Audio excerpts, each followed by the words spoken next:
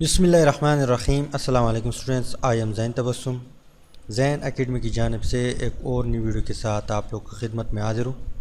इंशाल्लाह इस वीडियो में हम मालिकुलर मास जो है इसके ऊपर बात करेंगे, लेकिन उससे पहले अगर आप लोगों ने ज़ैन एकेडमी चैनल को सब्सक्राइब नहीं किया तो सबसे पहले ज़ैन एकेडमी चैनल को सब्सक्राइब करें और साथ वाले बेल आइकन को भी लाजमी प्रेस करें ताकि आप लोगों को हर आने वाली न्यू वीडियो की अपडेट जो है वो मिल सके। तो मालिकुलर मास जो है उससे पहले हम थोड़ा सा एटॉमिक मास डिस्कस करते हैं ताकि आप लोगों को जो है आइडिया मिल जाए। एटॉमिक मास जो है हम इस तरह डिफ़ाइन करते हैं कि the sum of proton and neutron present in the nucleus of an atom is called atomic मास।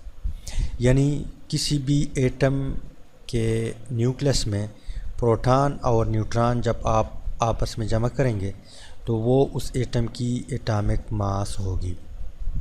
किस तरह? फ़र्ज़ करें हमारे पास कार्बन है। कार्बन के न्यूक्लियस में जो है कितने प्रोटॉन होते हैं? 6 प्रोटॉन होते हैं और 6 न्यूट्रॉन होते हैं। तो 6 + 6 जब आप आपस में जमा करेंगे तो इसका आंसर आता है हमारे पास 12।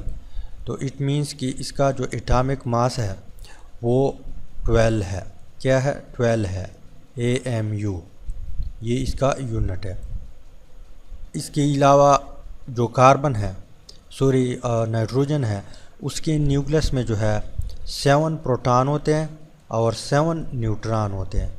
तो 7 + 7 आंसर क्या आता है? 14 आता है। तो इट मीन्स कि इसका एटॉमिक मास जो है वो 14 है। तो मॉलिक्यूलर मास जो है इसमें सेम टू सेम यही कहानी है। इसमें क्या है कि मॉलिक्यूल जो है वो डिफरेंट टाइप ऑफ एटमों से बना है और इसमें जितनी भी एटम होंगे आपने उसकी एटॉमिक मास जो है निकालना है। उसके बाद आपने उसको जमा करना है। जमा करने के बाद जो भी आंसर आए वो उस मॉलिक्यूल का मॉलिक्यूलर मास होगा। तो यहाँ पे हम डिफिनीशन में भी यही लिखा है कि the sum of atomic masses of all the atom present in one molecule, यानी एक मॉलिक्यूल में जितनी भी एटम होंगे उसका जो एटॉमिक मास है वो आप आपस में जमा करेंगे। उसके बाद आपको एक रिज़ल्ट मिलेगा, एक आंसर मिलेगा, वो उस मॉलिक्यूल का मॉलिक्यूलर मास होगा। अब हम एक एग्ज़ाम्पल करते हैं कार्बन डाइऑक्साइड की। कार्बन डाइऑक्साइड जो है इसमें क्या है? 1 कार्बन है और 2 ऑक्सीजन है। तो कार्बन के न्यूक्लियस में जो है 6 प्रोटॉन होते हैं। कितने होते हैं? 6 प्रोटॉन होते हैं और 6 न्यूट्रॉन होते हैं। तो इट मीन्स कि इसका जो एटॉमिक मास है कार्बन की वो क्या है? 12 है। और ऑक्सीजन जो है, ऑक्सीजन के न्यूक्लियस में 8 प्रोटॉन होते हैं और 8 न्यूट्रॉन होते हैं। तो इट मीन्स कि इसका जो एटॉमिक मास है वो 16 है। तो इसके अलावा कार्बन हमारे पास कितने हैं? 2 है। तो यहाँ पे हम 2 को मल्टीप्लाई करेंगे 16 से। तो 12 + 2 जब 16 के साथ ज़रब का आएगा तो आंसर क्या आएगा? 32, यानी 32 आंसर हमारे पास आएगा। इसके बाद आप लोगों ने इसको जमा करना है। यहाँ पे मैंने कैलकुलेटर को जो है ओपन किया हुआ है। तो 12 + 32 = 44। तो कार्बन डाइऑक्साइड जो है इसका जो मॉलिक्यूलर मास है वो क्या है? 44 है। AMU ये इसका यूनिट है। इसके बाद हम एक दूसरा एग्जांपल करते हैं वाटर। वाटर में क्या है? 2 हाइड्रोजन है और 1 ऑक्सीजन है।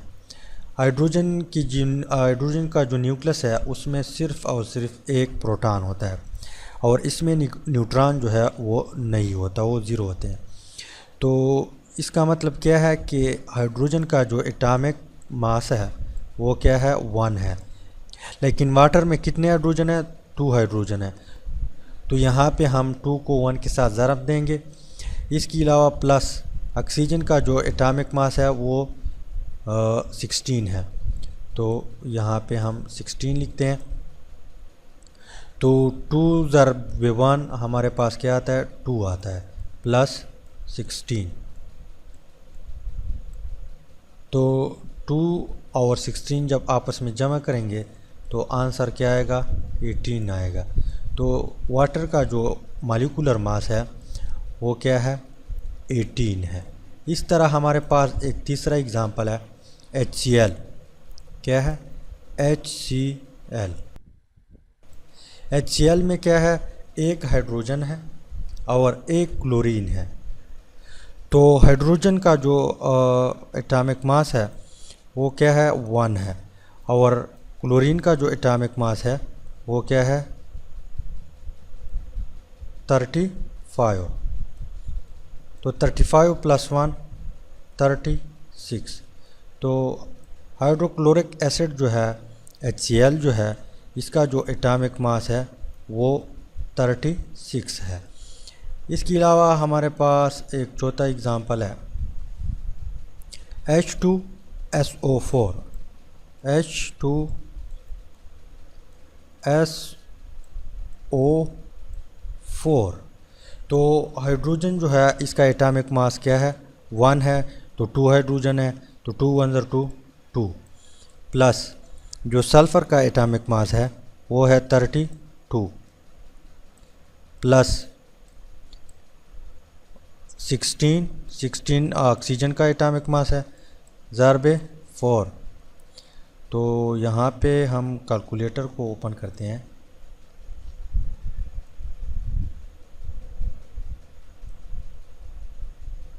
सोलह ज़रब 4 आंसर क्या आएगा 64। तो 2 + 32 + 64 इसको आपने जमा करनी है। तो 32 + 32 + 64 = 92। तो इसका जो एटॉमिक मास है हाइड्रोजन H2SO4 का वो कितना है 90 AMU है। तो इस तरह आप किसी भी मॉलिक्यूल जो है उसका जो मॉलिक्यूलर मास है वो मालूम कर सकते हैं। तो उम्मीद है कि वीडियो का कुछ ना कुछ आप लोगों को आइडिया मिला होगा। अगर आइडिया मिला है तो वीडियो को लाइक करें, शेयर करें और चैनल को ज़रूर सब्सक्राइब करें। Thanks for watching.